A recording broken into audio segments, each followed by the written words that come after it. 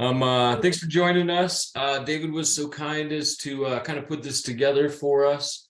He's done it for us in the past. He's definitely helped us kind of, stay focused on goals. I guess, David, if you could give like a 30,000 kind of foot view of what we should be covering today, let kind of start there. Yeah, so though we're doing this as a group exercise, this is really meant to be kind of introspective for yourself. There is no right or wrong answer as to what you're going to want to achieve and accomplish for yourself. But we're really going to kind of set out, what kind of income goals do you have for yourself in three different categories that we're going to go over. And what is that going to look like in terms of how many transactions do you need? What kind of work are you going to have to be putting in prospecting wise in terms of, how many appointments does that look like? How many phone calls is that making or connections is that making to get the amount of appointments you need for the contracts you need to hit your goals? And then we're going to discover, what are the three different strategies that you're going to focus on in your business this year, because inevitably realtors have shiny fish syndrome, right? Or shiny object syndrome, where anything that pops up is going to catch our attention. Hey, buy this fast system over here, buy this over here, buy this over here. And before you know it, we're invested into 12 different things. We're doing none of them, and we're right back to where we started. Right. And so we're going to try to dive in today on just focusing on three different things in your business, whatever it is for you that you want to do. It's not the same for everybody. And tackle it from there. I will give you need to share your screen at all? Yeah, we can share it. Does everybody have, before we really dive into this, the email from Jared with the printouts? Yes, sir. And it's okay if you don't actually have them printed out. You'll get the gist of it if you're able to follow along with it. I've got to turn my phone off because I cannot multitask. All right. I was going to call you this morning. Damon was going to call me this morning, or is Damon working? I don't know. Damien's going on mute is what's happening. Yeah. Let me find the right window here. This one will work. All right. Before we get into this monthly tracker sheet, we're going to drop down actually to neither of these things. So we're not going to share our screens yet.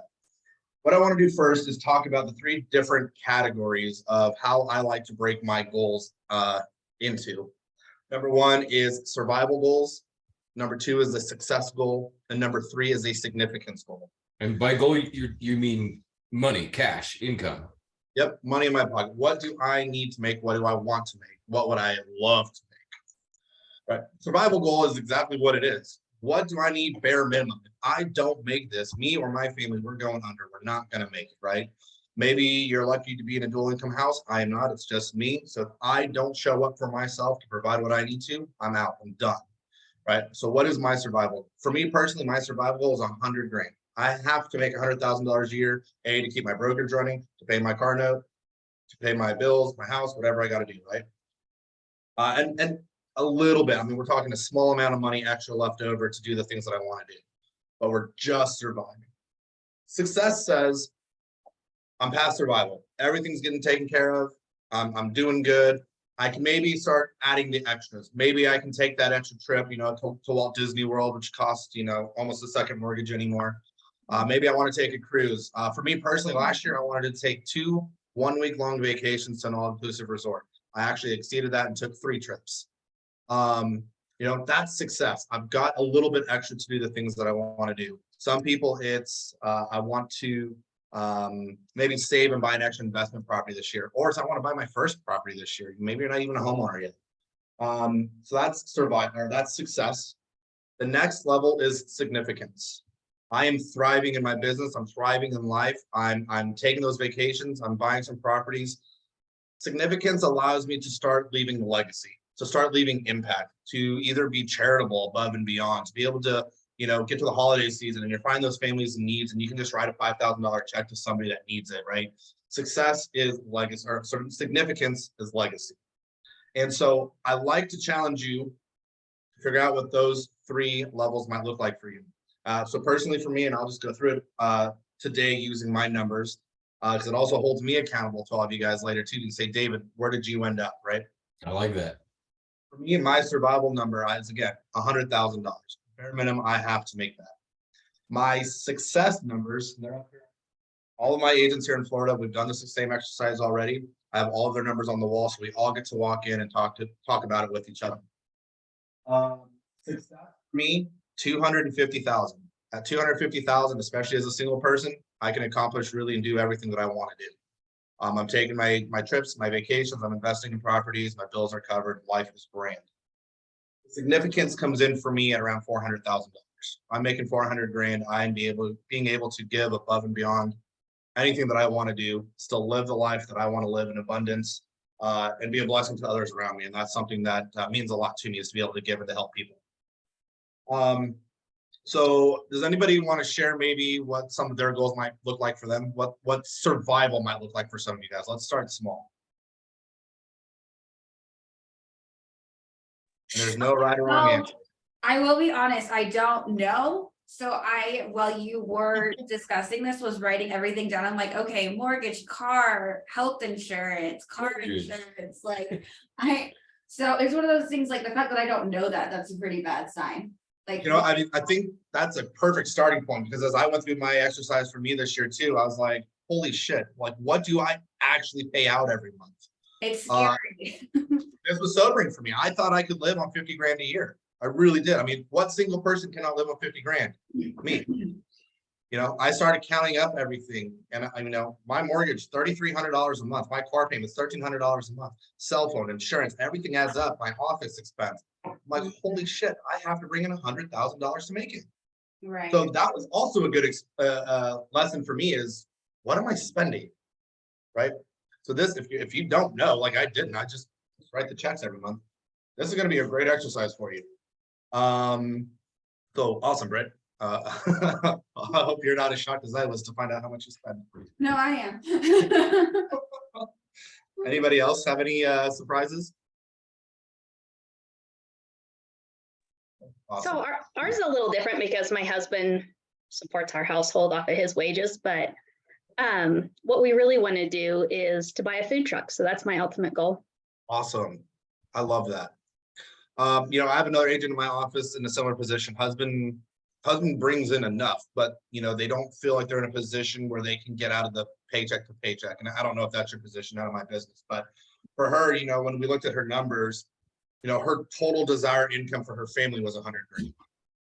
So it was like, all right, well, what difference do you need to make up between where your husband's currently at and where you want to be? And let's make that your survival, right? Just to get to your minimum line. For her, it was an extra $30,000 a year. Awesome, right? Nothing wrong with that. If that's where we're at too, like, or if we want to buy new cars, like, yeah, exactly. So, make it though, and treat it to your head though, like that is our survival, pretend as if you've already got those cars now. So what do we need to make sure that we're going to make our ends meet if we were to add these extra bills to our family, right? That's your survival. And getting internet. Turn off the cell phone just so they can call me on. So great example, Brandy. Thanks for sharing that. So I'm going to share, I won't say her name, but she wanted to add an extra 30,000 to get it to a cumulative of $90,000. So that was their survival goal. Success for them was to basically double her husband's income. So he was already making 60. She wants to add another 60. They'll make 120 together. And for them, their significance goal was a combined total of 250. But I challenged her to not add it to her husband's, but to herself earn the full 250 in significance, so that she could retire her husband. He's been working the duration of their marriage, right? And so that was a big challenge for her, and we see a big jump in her goals as far as what she needs to make just to add the extra income versus what she needs to do if she wants to be the sole provider for her family and set the significance. So cool. Whatever those numbers are for you guys, take some time to ponder them. It's not important that you have it at the moment. And I'll take you through the rest of the exercise as far as what we do from here once you know what that number is. So going back to my numbers, and I'm going to try to do this with the whiteboard. All right, test. My survival goal was 100,000. All right. In Florida, roughly, I'd say our average sales price is around 350,000. Which translates, and let's just say on a super conservative, because our market's so wonky here, 2.5% commission. we're averaging around 87.50 a transaction here. I'm not taking into account any transaction fees that I may or may not have, and not taking into account tax or anything. Very basic numbers. I'm taking the 100 grand divided by the 87.50, and off the top of my head, it comes out to roughly 12 transactions a year. Super manageable, guys. One transaction a month, my bills are covered, right? And again, this is also being super conservative at 2.5% at only 350. My personal average is closer to 435 here. So as long as I hit that 1 a month target at my average, I'm golden. And I love to do this though, because a lot of times, especially if you've never made $100,000 in your business, you feel like this is insurmountable. How am I going to hit $100,000? 1 a month. It's very, very doable and achievable. My success goal was 250,000. So doing the same thing, 350K, the average of the 87.50.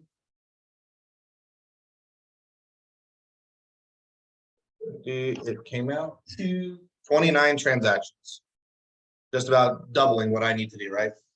Roughly two per month. Still manageable. My significance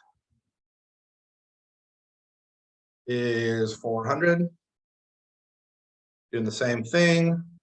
Like to keep it, so hopefully if I'm doing this many transactions, I'm getting higher dollar ones. I'll take it.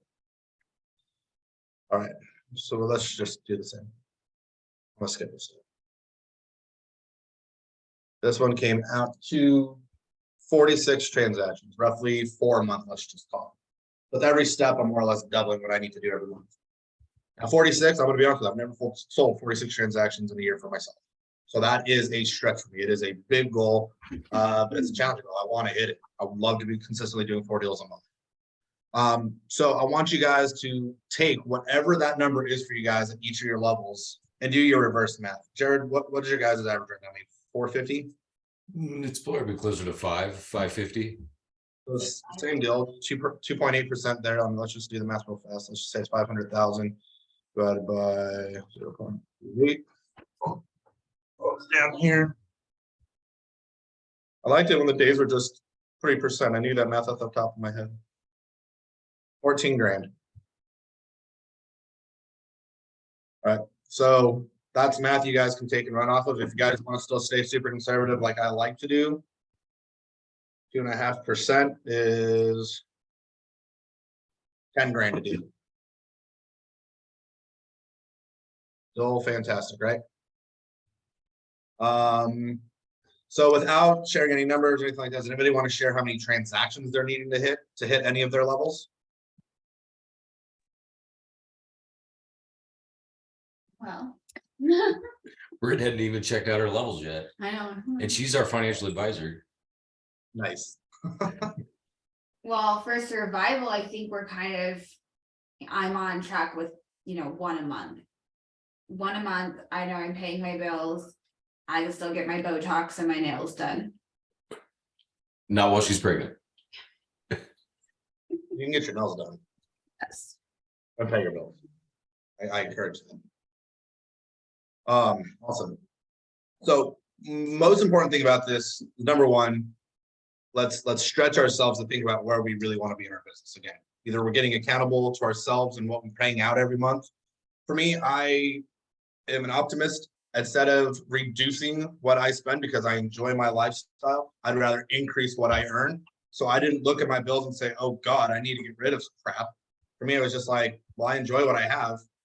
I need to sell more. One extra house can change everything for me. So that's not for everybody. I work well under that pressure of knowing I need to make my ends meet.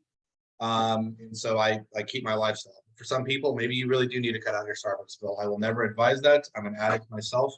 Maybe that extra $500 a month that you're spending will make the difference for you. Whatever it is, get that number, get that survival goal, and get it on paper because it is your baseline. But again, we can now identify very plainly what we need to do, where we need to hit, and why that number is significant. A lot of times I talk to new agents all the time as we're mentoring and recruiting agents. It's like, well, what is your goal in your business? Well, I just want to make $100,000.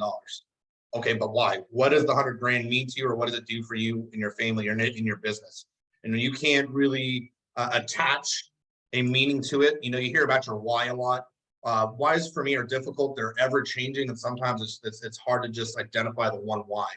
But for me, a why enough is that I got bills to pay. This is why I need to make $100,000, right? And at 250, my why is because I want a bigger lifestyle. I want to be able to do more. And significance is because that's where my passion comes into play. Brandy, you mentioned your food truck. I would love to have a food truck. I'm constantly brainstorming ideas. Being in Florida, we don't have nearly as much great food as I thought we would. And so I'd love to open a New Mexican food truck. We would call it Pablitos, Hijitos, Burritos for my dad. So I've thought about this, right? That gets to happen for me at significance. That's when I kind of step away from my real estate business a little bit. Money's coming in and I get to focus on some other projects. That's what 400 grand does for me. So We've already bought our F Corp and everything, so we just need nice. the money for the truck. Yeah. So exciting. And there's, I mean, to get a fully furnished brand new, it's like around 120 grand I'm finding. It is, and we have 2 teenagers to put to work, so I mean, There we you got go. goals. I love it. What kind of food? We're looking at doing coffee. I didn't shut off my phone, sorry. Coffee? Never a problem with that. We have a guy that comes to our town the first Friday of every month here in Claremont, Florida. We have Food Truck Friday.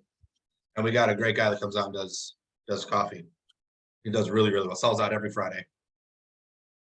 So cool. I love those goals. What I want to do from here, once you kind of have identified that number and how many transactions you need, I like to do the reverse math now of, well, we did the reverse math, but really put it into play. Based on your significance goal, I like to shoot high. If I'm shooting for my significance goal and I miss, I'm going for 46 transactions, 4 transactions a month, and I dramatically miss, chances are I'm still going to be hitting success or survival goals in the process. And that's what I want to do. But if I'm shooting only for survival, A, life's never going to change for me. I'm always going to be that paycheck to paycheck stress mode. But B, if I miss it, I'm up shit's creek, right? So reach a little higher than what you need for bare minimum. When we get to that point, switch our screen here. I like to get into, David, yeah. I apologize. Can I kind of play devil's advocate here? Can we go back to that that pick that you had just previously about your survival, you know, in those numbers right there? So for me, when I look at this, I'm looking at it, okay, this is, I'm going to start taking out business expenses because that 8750 is really going to dwindle down. And I Right. would look at it and say, okay, minus taxes, what are you at?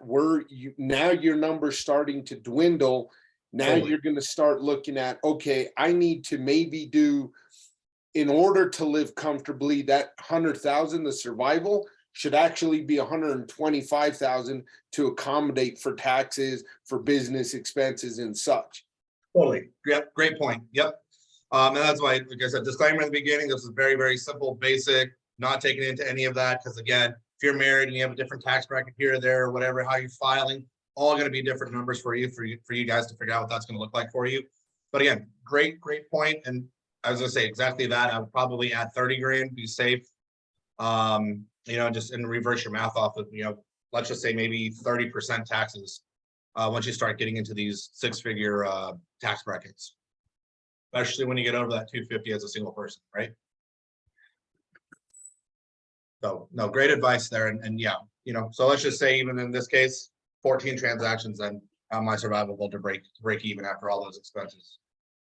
So going back into here, goal setting. All right.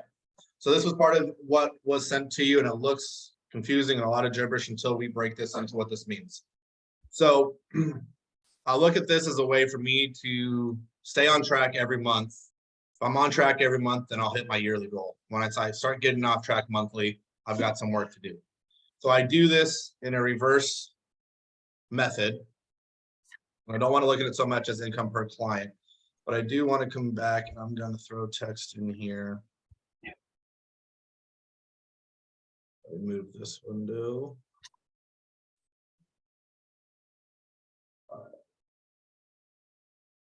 Going for 400,000.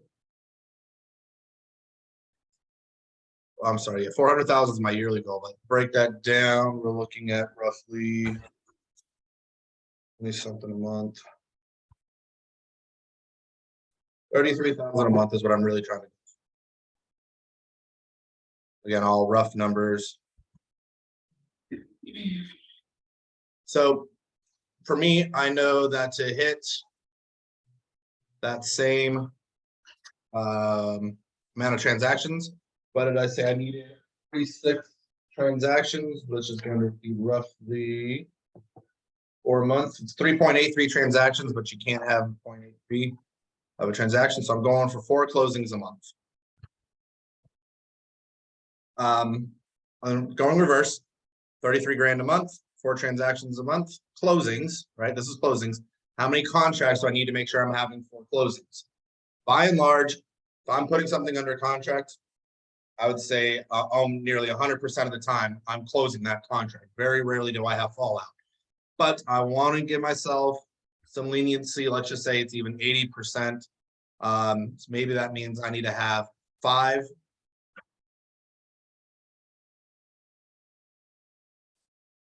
contracts at any given point in time to ensure that I'm going to have 4 closings every month, right? Give myself 1 deal to fall out at any point in time. Then I go through, well, how many appointments do I need, right? And this is for you guys to really take a look at your business and start keeping track of how many appointments am I going on, whether they're buyer presentations or listing appointments, and how many are converting to actual contracts, whether they're buyer or seller contracts, and start doing some reverse math. I know that for probably every 3 appointments I go on, I'm getting a contract out of it, whether it's a buyer or a seller. And so if I want 5 out of those and I'm getting 1 of every 3, I probably need 15 appointments. To make the numbers easy, let's just say 16 appointments, which means I'm going to go for 4 appointments a week.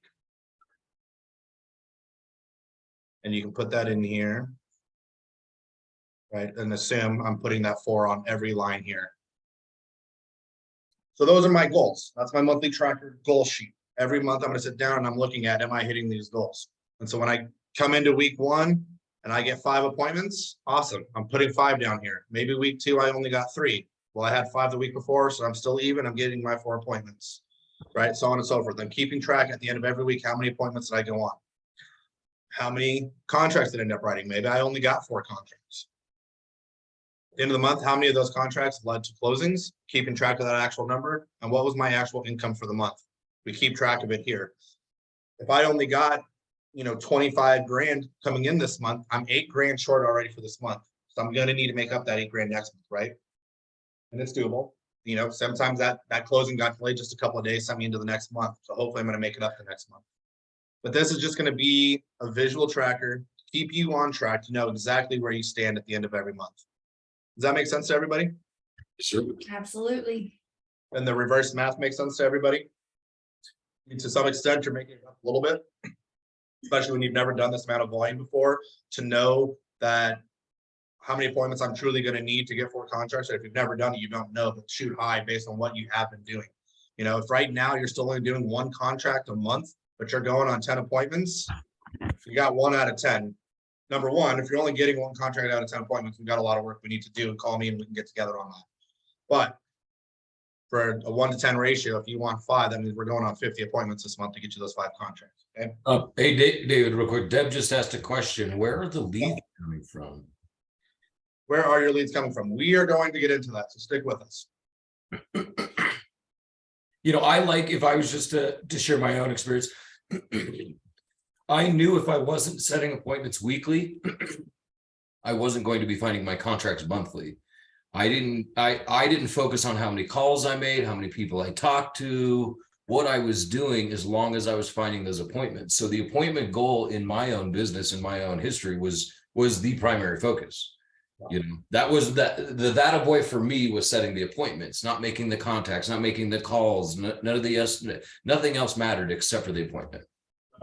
And I highly concur with that, right? Because regardless of how you're contacting him or reaching out to him or anything, if you're not having an actual appointment, nothing's going to happen, right? And that appointment is, it's up to you. For me, my appointment is I'm showing them their first house. I don't care if they're qualified or not. Get me face to face with them in whatever way possible. And you actually see that down here at the bottom, right? Set face-to-face meetings, whether you're meeting for coffee at a local shop, you're having a beer at a local pub, showing them a property regardless of pre-qual. I can't see what this bottom one says. Invite to the office for a buyer consultation, right? anything you can do to get in front of these people face to face is going to be far better than you continuously texting them or talking to them on the phone. Get those pheromones flowing, get them to read your vibrations and build that relationship, build a rapport, laugh together. That's going to build that bond. That's going to keep these appointments moving forward with you into contracts. Just on one thing too, though, is that conversion and closing ratio from appointments is a variable of unknown. Just because somebody wants to. I'll give you a prime example. I went on a listing appointment in 2015. I've still never sold their house, and they've still never bought one from me. But I've also received probably 5 or 6 referrals, and we listed their house last year, still didn't close. But long story short, it's worth $3 million of business to me. It's $90,000 of income. Whether it's 10,000 or 90,000, I think holding on to those appointments, holding on to those clients are worth more than just the appointment.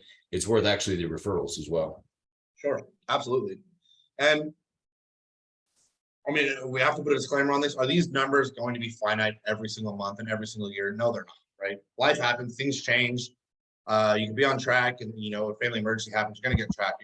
Things are gonna happen in your business, but more often than not, if you're finding something to help keep yourself accountable in your business and have some way of keeping track of where you're at and actually knowing what's coming into your business, remember, treating this as a business and not just some hobby where you're just throwing things in the air and hoping you're going to catch something. When we get serious in following our business, the activities that this is going to help you, by doing these activities, it will inevitably produce business. And that's really what this gets down to at the end of the day, right? If I'm following this and I'm trying to get myself to get to these appointments, it means I'm doing activity. What I'm doing today is going to lead to business in 60, 90, 100 days from today. At the end of the day, that's what we're really after. But let's actually use this to achieve what we're wanting to achieve. This is just another great thing that I like to use. Yes, we have Chime, we have our CRM. I encourage you to be using that for beyond keeping track of your clients. It is most important because it's doing the follow-up and the lead generation for you. But I use this as a working hot sheet every day. Who are my new contacts that I'm following up with? Who am I following up with, and who are my new contacts? My goal every week was to get at least 20 contacts in a week, which is super manageable. That being said, I want to step back really fast. On our monthly tracker, because like Jared just said, the appointments are really what we're after. Those are what matters. The appointments into contracts, the contracts into closing. I personally like to know, what do I need to do to get my appointments? If I'm trying to get 16 appointments, where I needed 12 appointments, that's what's written on my board. I said I needed to hit 400 contacts monthly for me to get my 16 appointments, right? 400 contacts monthly. And a contact is a new contact every month, which means I'm hitting well over 2,000 people in the year for me to really achieve where I need to be to hit my 400,000 GCI, right? My gross commission income. So how do you take 400 contacts monthly and make that manageable? It's 100 people a week. If I take 100 people a week and I want to work Monday through Friday, I'm contacting 20 people a day. Now I've made 400 contacts much more manageable. 20 contacts a day is maybe going to take me about an hour and a half to 2 hours a day to get through. Do I have an extra 2 hours in my day? Yeah, because right now I guarantee you I'm not working the 2 hours of my business every day, right? Most of us don't. So if I could just even dedicate that extra 2 to 3 hours a day that I need to get through my 20 contacts a day, I am inevitably going to have a bare minimum, I would say, my success goal of 2 transactions a month, right? And I love that you said dedicated, David, like, actually dedicating that time in your day. Absolutely. And what I mean by dedicated, it's not just say, oh yeah, every day I'm going to give myself 2 hours. I mean, I'm talking, put it in your calendar ahead of schedule, and it can change every week if you need it to, but on Sunday, put in the 2 hours every single day that you're blocking out to prospect, so that you're not accidentally double booking. When you're setting up that doctor's appointment, oh, I'm sorry, I'm actually busy that time. Right? If we're not treating this as an actual business and holding ourselves accountable to the times that we need in our business, we will let anything and everything take place of prospecting. That's the first time I will choose to do dishes and laundry and sweep my floors before I make my phone calls. But when I hold myself to my calendar, right, or the night before I go to bed, I always check my calendar. What do I have to do the next day? Can I sleep in? Can I go to coffee? Can I have lunch? Can I do this? Oh, nope, I've got an appointment. I've got to go work around that, right? And my appointment is to myself, and it's to my customers that don't even know they're my customers yet. I'm going to find you in those 2 hours. So I break that in 20 contacts a week or 20 contacts a day is what I'm having to work on right now. So Deb, I think it was Deb that was asking, where are you getting your leads from? That's the perfect next segue into the second part of this business is working on those 3 pillars. It's not written right here. Again, this is just a worksheet you can use. Throw in your goals on the top of this worksheet, just as a visual reminder every day of what we're trying to work towards, right? I'm working for 400 contacts a month, for 12 appointments this month, for 5 contracts, for 4 closings, for $33,000 a month. I see it every time I show up and I'm making my calls. It's my motivation to keep going through. I don't care how many people are telling me no, I'm just looking for the 5 that are going to say yes. That's all I need, right? $33,000, baby. Let's make those calls. That's what motivates me. Going back into our whiteboard here.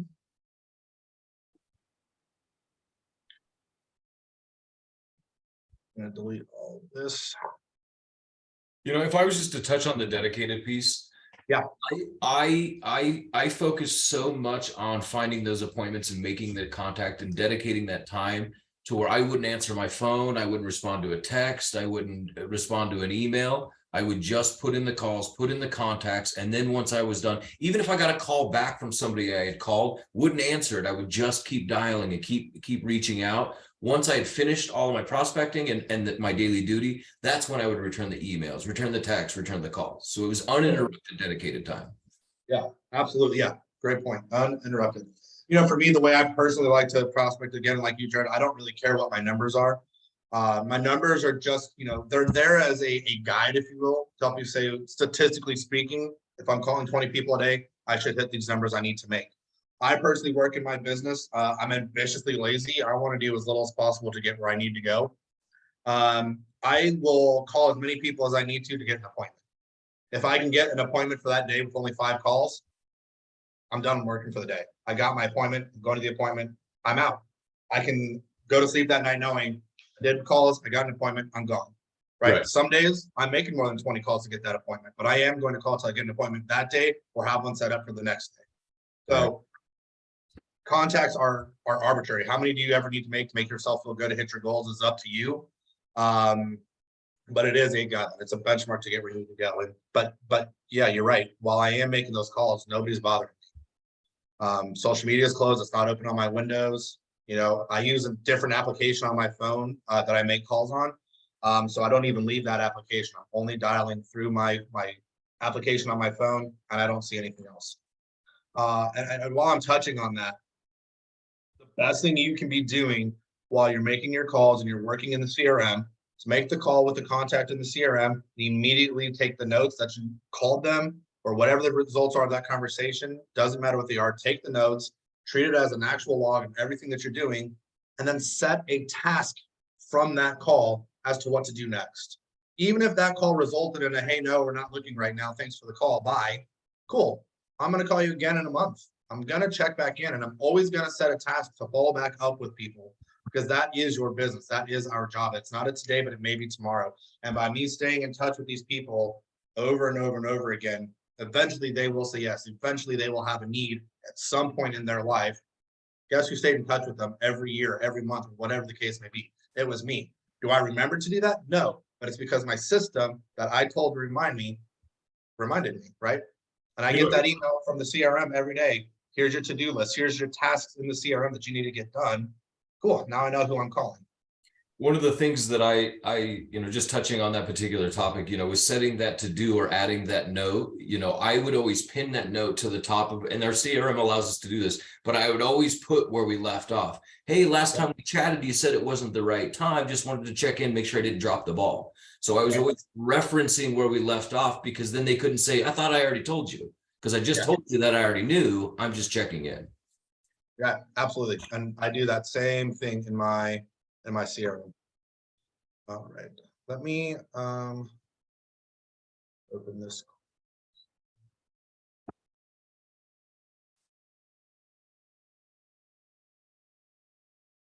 All right, are you guys seeing the PDF I just opened? No. Okay. Yep. All right, it's the same one. I just is a different program for me in here. All right. While I was in here earlier, I was able to rotate this page. No, I can't.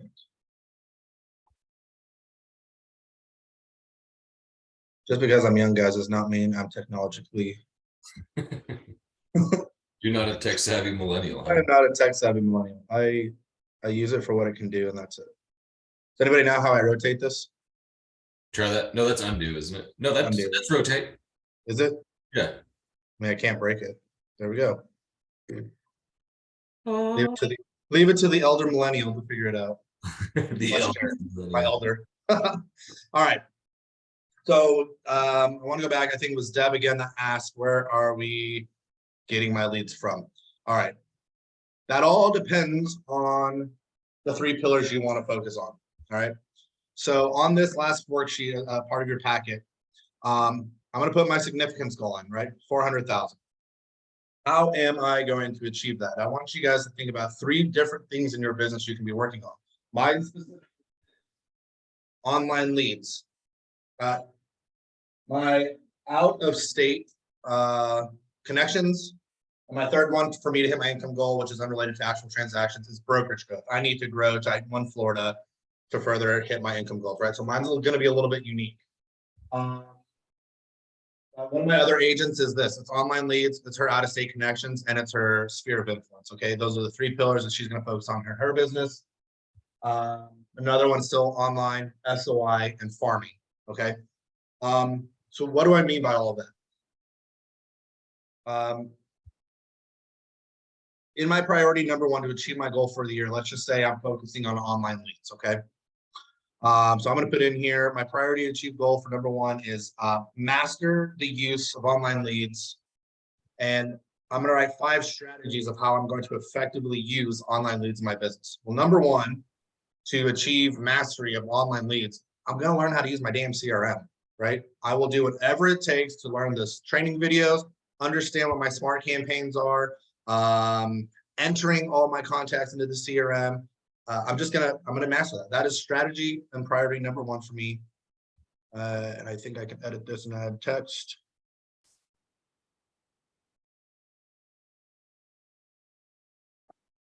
That text.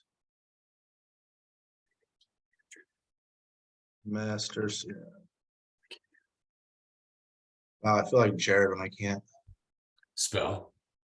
spell or type. So much pressure. Master CRM. All right. Now, for the purposes of this call, I'm not going into in-depth detail on this as I typed this out for you, but I don't want you guys to just write master CRM. I want you to go in depth on every priority. What do you really mean by master CRM? So just like I said, master CRM by finishing all tutorial videos, uploading my database, knowing my smart lists and smart campaigns, understanding the AI bot, and setting new triggers, and maybe actually tagging all of my database points into which categories they belong in, right? Those are all the things you can do inside of Master the CRM, which will help you in your goal of mastering online leads, okay? Strategy number 2 can look like, I want to be able to generate 20 leads a month on my own by effectively using landing pages and squeeze pages through the CRM, okay? This is the perfect tool that you can use that is free for you and the tools that you guys have in our brokerage to create your own landing pages and search pages in our CRM that can help you generate online business. I'm not going to show you guys how to do it right now. It's a different class for another day, but using those squeeze pages, you guys can set up searches. You know, here's homes under $600,000 in Littleton, and you can create a search, set it up, create a web page for it for that search specifically, and promote that out on social media to all of your followers. Hey, curious what $600,000 buys in Littleton? Click here. They click, they get registered in your CRM, they get to search for homes. And as they're on your web page, they inevitably can start searching for whatever else they want to. But that will start driving business, and it costs you nothing to do it. All right, that's strategy number 2. Strategy number 3 may be, I want to effectively learn how to use Google pay-per-click, right? And optimizing SEO, search engine optimization in my business, right? Whatever that looks like for you is strategy number 3. That's your third strategy. Strategy number 4 could be, I'm going to dedicate $300 a month to buying leads every month, right? Where I'm taking some of the guesswork out of it in my business and I'm going to put it on autopilot and just let the leads come into me. You can get with Jared on how to buy leads in your business and set that up for your business. I personally invest in leads every month for my business, right? And then I'm effectively using my CRM to work those leads every month. So that could be strategy number 4. Strategy number 5. I was gonna say, I think a free go-to strategy is really, reaching out to your network. If you're on Facebook and you've got 300 people within your network, how many of them live in Colorado? And one of the go-to messages I always encourage everybody to say is, hey, in the office today, wanted to see if I could set a property search if you were interested in buying, or if I could update your a market search so you can watch the value of your property. You already know them. You kind of reiterated the fact that you're in the office working and only reaching out to provide service. I think the ratio of response is kind of immediate. Oh yeah, we actually were thinking about this. Actually, we were planning on this. Oh, we had no idea that you were doing that. Oh, we would love it if you would send it to us. Or no, thanks, not at this time. Right. Yep. Free. It's interactions, it's engagement, and it's free. Yeah.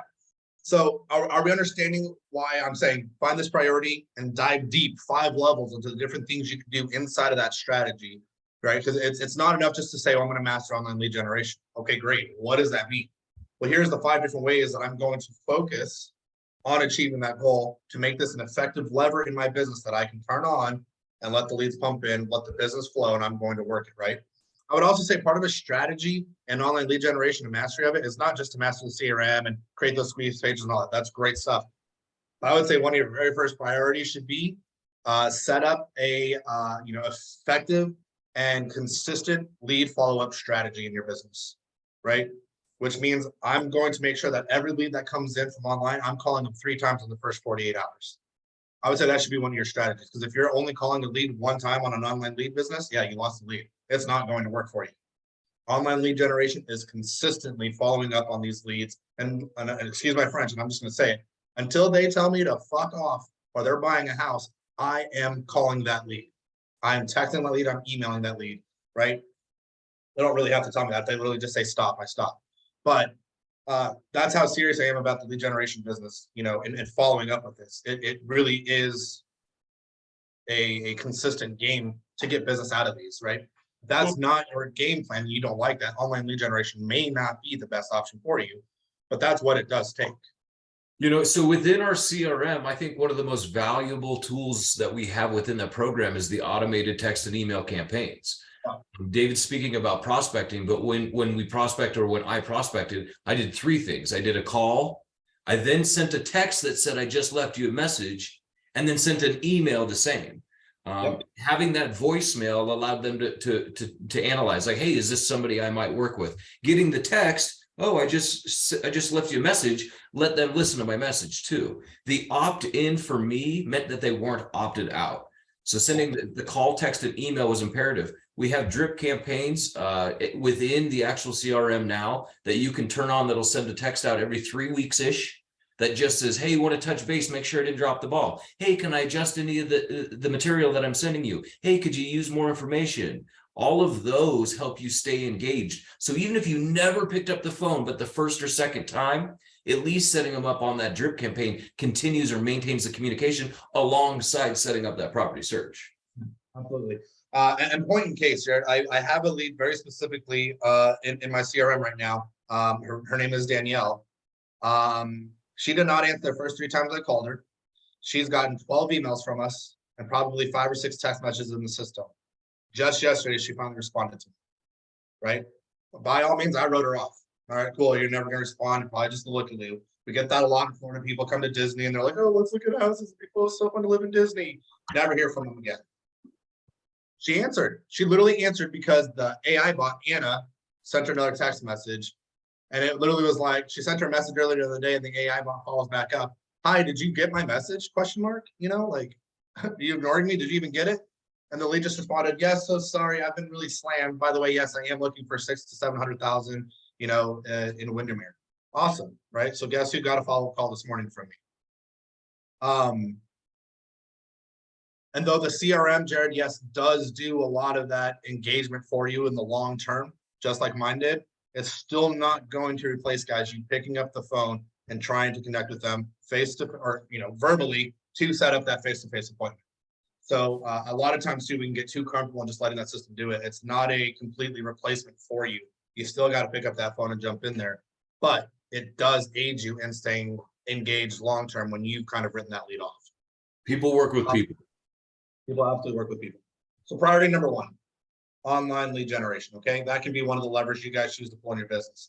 Priority number two for me was my out-of-state sphere. As you guys know, I'm originally from New Mexico. I was in Colorado. I'm now here in Florida. Beyond that, in my previous years as a Keller Williams agent, I was on an expansion team.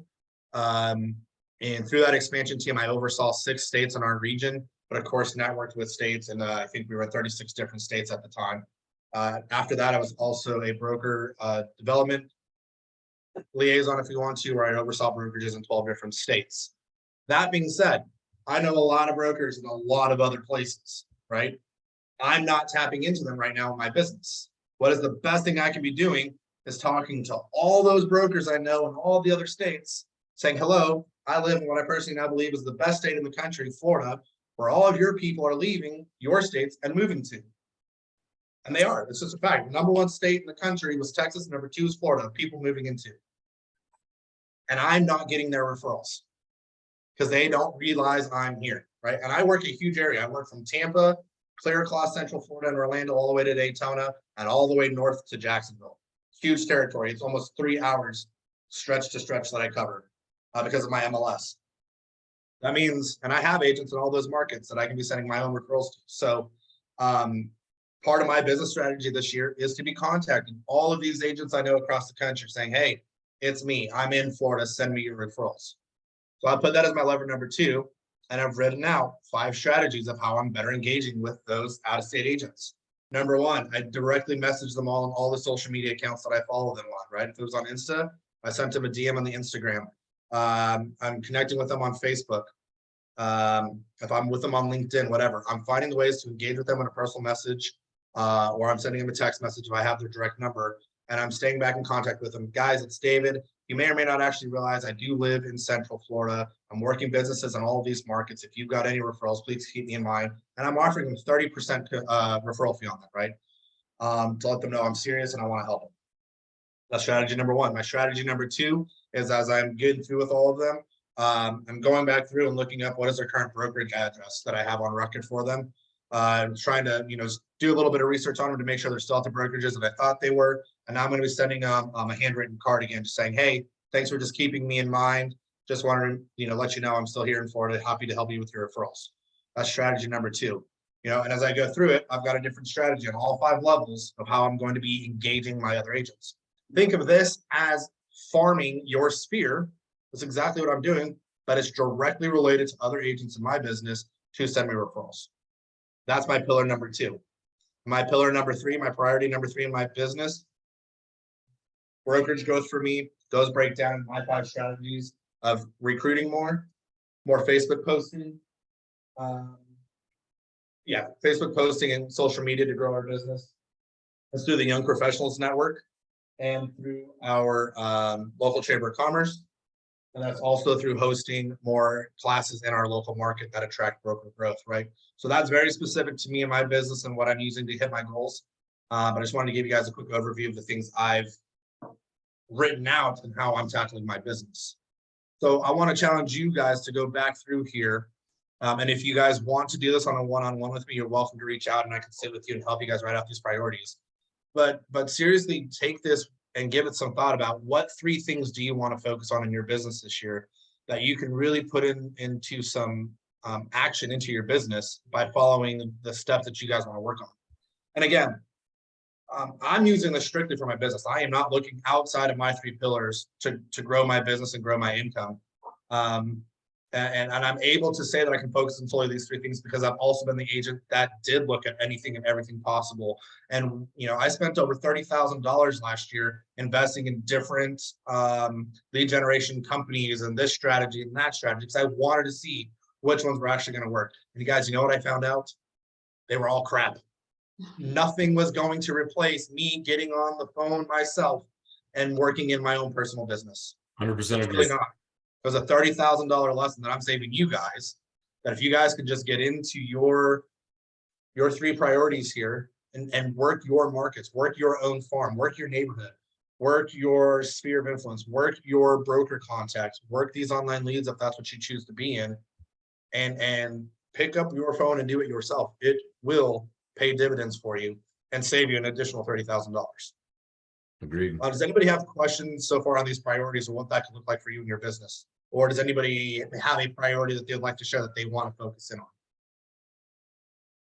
My priority for this year is just focusing on past clients. I did over 25 deals last year and it was all referrals and past clients. I really dropped the ball on prospecting, and not only shot me in the foot for my future, to where it's like, if you're not constantly bringing in new people, but obviously I have a great referral sphere, influence, blah, blah, blah. So I want to focus on everybody from the past, but definitely jump into leads this year. Awesome. I love it. You know, and I think just to touch on that, one of the nice features that we have within the agent platform is really those market reports. You know, every past client we've ever had, I've been in this for 10 years. I've got 10 years of past clients that I should have on those market reports. That's at least getting that monthly update. We have both the market reports in the agent platform, and then also in the Denver MLS, we have what's called eProperty Watch, which gives them that rate of appreciation every month. And that was a great tool for me to connect. Hey, just checking in. Did you see where your property value was? Whether that was a plus or a minus, at least gave me an item of value for them, but also an engagement tool. Absolutely. Danny, I see you're online now that I've stopped sharing my screen. I can see you still on here. Can I share the plan that we built out for you in farming? Yeah, awesome. All right. So Danny is one of my agents down here in Central Florida, and she has found a neighborhood that she loves. What was it, like 300 homes, I think it is? 312. All right. So she's been tremendous for the last 2 years. I can tell you now, when you find the epitome of an agent who is doing the hard work, it is Danny. Okay. I'm totally going to just pick on her in all the best ways possible because I'm so proud of her. She has gone into this neighborhood of over 300 homes and diligently every month walks those homes and delivers a newsletter that she creates. She creates her own content, wrote out a newsletter, and it delivers over 300 newsletters every single month to all 300 of these doors. She now knows these neighbors. She engages with them. They recognize her. They look forward to receiving these from her. She knows every single door who's an owner occupant, who's an out-of-state owner, who's renting, right? She knows this farm. And I went there today and helped them with the pool cleaner. Whew. Right? She is involved. Yeah, so real quick, just on that one particular topic, Danny and David, did you know that in the actual in the Chime app that it has a door knocking feature where did you see that, Danny? Yes. Yeah, so you can mark every house that you went to that you had contact, you could add the notes, you could add them to your database. So even just using that one tool alone helps you stay organized. And then when you're walking the neighborhood, you can pull up those notes again just to see where you were at. So I thought that was a great feature. Don't get me wrong, I found it useful, Jared, but the thing is that I know so many people, so it's like going down the block, you know, if I knock at one door, by the time I get to the second door, somebody else is in the garage like, hey, Danny, and I can't text. You can't make notes fast enough. I gotta make a mental note real quick or go on my text message and text myself in Google Voice and go, spoke to such and such at house number, that's not an owner occupant, and then just let the text sit. And then realize that when I get home that the text I didn't send it. But again, a perfect example though, Danny's also taken the time to dive into her CRM and know it inside and out, right? Danny's teaching me things on the CRM occasionally where I'm like, I did not know that. She's like, well, yeah, I already watched the video on it. Here's what you got to do, right? So Danny is putting in the work to do the nitty gritty of her business so that it actually is going to work for her. But part of her plan was she needed to finish building out the database of her whole farm, of her whole farm. So she needs to get all the contacts on an actual spreadsheet, names, numbers, emails, and get them uploaded into Chime. She wants to stay consistent with her monthly newsletter and walking every home every month. On 4 holidays or special events, she's gonna do something special with her neighborhood. We've talked about on 4th of July, she can go give out flags to every neighborhood to put them out on their little awning. We're just talking a little 11 by 17. We found them on Oriental Trading Company. It's gonna cost her like $400 to get over 300 flags that she can put out for every house. You know, she can give out little mini pumpkins to every house around, you know, fall time or whatever 4 little things she wants to do. Springtime, she can give out a packet of flower seeds, all of these homes. And it's for no particular reason other than just to stay front of mind and have another reason to connect with them. Here's my business card. Here's a little special something for you. I was thinking of you guys. Happy spring, right? On my way home, I pre-gamed for Valentine's Day to give away kids. Nice, nice, Already on it, So, you know? get a little monkey. nice, cute. So cute. And here was something specific that Danny and I talked about. This was, we did this meeting back in December. And I told Danny, pre-plan what 4 events you want to do this year, and let's know about them now. And build it into your budget today that you're gonna spend roughly $400 or $500, you know, 4 times a year. And pre-plan it. Why? Because one, we know that, hey, well, if I'm gonna buy all these flags and we're gonna get from Oriental Trading Company, maybe it's a 3-week lag time for them to actually arrive, right? So I know that by June 1st, I need to put that order in so that they're gonna be here on time. And I wanna know that I already have that money put aside in my budget. And it's not gonna be a last minute rush, half-assed activity. We did it right, we planned for it, we had success, right? If I'm gonna give pumpkin pies away around Thanksgiving, I need to know by maybe the end of October who all's actually wanting a pie in their business and have it in my database so that I can purchase the pies, have them all picked up or have them all delivered in a certain time, right? There does require some planning with this. So pre-plan which 4 events she wanted, and she's done that. She also wants to host 1 cookout or movie night over the summer where she's gonna have, you know, an inflatable TV screen and burgers cooking for all the neighborhood to come in, have a movie night, breed community involvement and interaction in her own community, sponsored by her, put on by her, and she gets to be a source of you know, connection and camaraderie in that community. And that's huge. This Danielle is going to become the main contact in that neighborhood when people have real estate needs now or questions. They're going to call her because they are familiar with her. They've earned her, you know, she's earned their trust. She is going to be the go-to. And this is something, guys, that if you are considering doing, does take time and consistency year over year over year, but will absolutely pay huge dividends, you know, as people start getting ready to have that turnover. So I totally just wanted to sing her praises and brag on her a little bit and share with you guys one of the strategies that she built out, right? So that's not for everybody. It sure as hell is not for me. It is more work than I want to put in my business, but it is an effective tool in your business. It's one that Danny does very well. So it's important that we took that time to go through that with her in her business, because that's what she loves and she's passionate about, right? So whatever those 3 pillars can look like in your business, I encourage you to dive deep in those and add them into your business.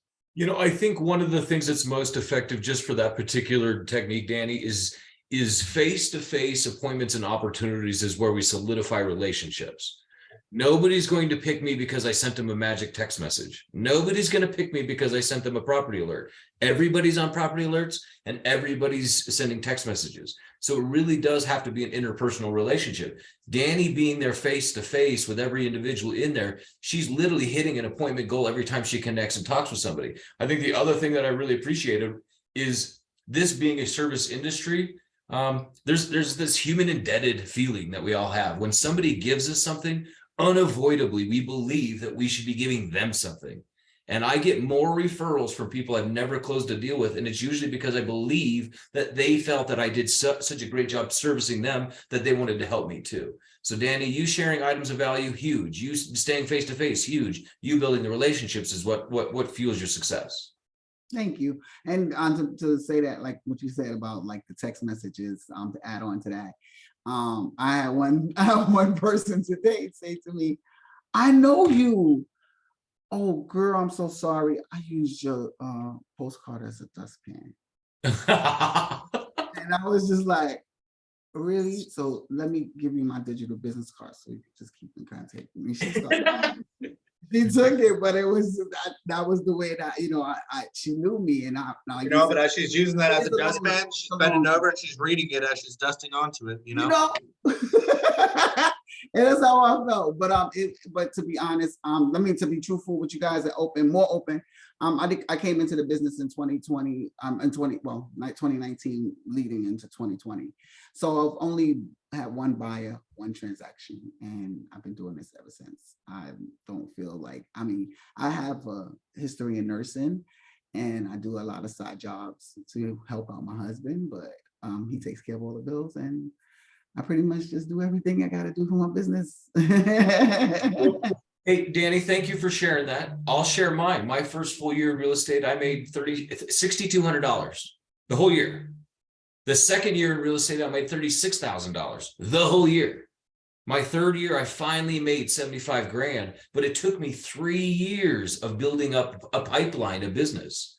You know, so if anybody thinks that any of us got here immediately, it isn't. This is a marathon and not a sprint. I think the obstacle and challenge for most all of us is maintaining the vigor to want to show back up. Danny's still going door knocking, even though she's in a position where probably it hurts.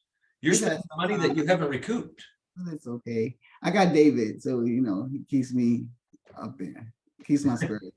Good. But time on task over time is what's going to pay dividends for Danny on this one, right? She is mastering this community, and in its due time, it is going to pay her bit. This is old school farming, and I think we're becoming a society now where we are craving that actual relationship and face-to-face interaction with the people we want to do business with, right? We are saturated with online advertisements and leads and the gimmicks and this and that, and people don't want it anymore, right? They want the relationship. They want to know who their agent is, right? You know, that insurance is the big thing, right? Your local neighborhood insurance agent. We're not doing that in real estate anymore. We're just trying to grab it wherever we can. And so Danny is consistently being in there and building those relationships. Brandy, she is consistently farming 300 homes in her neighborhood that she's working on. How long does it take you to do that, Danny? Say that once more, Jerry. How long does that take you? To farm the neighborhood, about Yeah. 2 hours, How frequently do you do it? Once a month? 3 times. 3 times a month? Yeah. So literally you're putting 6 hours a month into the activity. So, I mean, that's not killing you by any means. Yeah, and it's 117 homes is owner occupied. 75 of the homes are Rental, renters, and then the rest of them are short term. owners UK, Australia, Brazil, and I send messages to them too. And actually, one of my contacts, David, he opened up my email and he responded to me, and he lives in the UK. Awesome. Talking about knowing your numbers though, you know exactly what's going on in that market, right? You're mastering it. Right. Yes. I'm super proud of you. So guys, that's really everything in a nutshell, right? It's going back to the beginning. What do I have to make to survive? What would I like to make to have some success and some breathing room in my business? And where can I really leave a lasting impact in my business? Shoot high, aim for the stars, right? Go for it as best you can on the highest level of it, but know what those numbers are so that you know what you're shooting for. And then dive into the 3 strategies that you're going to use in your business to help you achieve that, right? And if you have questions or you're not sure how much deeper to go in or what makes sense in your business, reach out to me. I'm very happy to go over this one-on-one with you and help you build a business plan that makes sense for your business and find a way to help you stay on track and on target with what you're trying to do to achieve your goals. Love it. Thank you, sir. Thanks, Thank you, David. David. Appreciate it. My pleasure. Pleasure was yours. Good stuff, guys. If you guys have any questions, reach out to any of us. Thanks for being on. I think this really just boils down to just really, you know, dedicating and picking a prospecting route. I mean, and we talk about this all the time. If you don't have an identified, you know, and you can't articulate the actual lead source, you probably just don't have one. I'd say that I became so confident with lead conversion and making contact with the phone that I could pick up the phone book and at least just find something, you know. So even if we don't have the money and you've got the time, you know, you've got one of 2 things, time or money, and sometimes it just takes both. You know, so I say dive in, don't hesitate, don't hold back. You know, if you don't work today, you can always work tomorrow. That doesn't work. Tomorrow. What do you got, Damien? Sorry, I was having a drink and I swallowed wrong. I apologize, people. The insight. Yes. Good stuff. Well, thanks everybody for joining. If you need anything, reach out. Thank you. Thanks, See David. y'all later. Thanks, everyone. Thank you.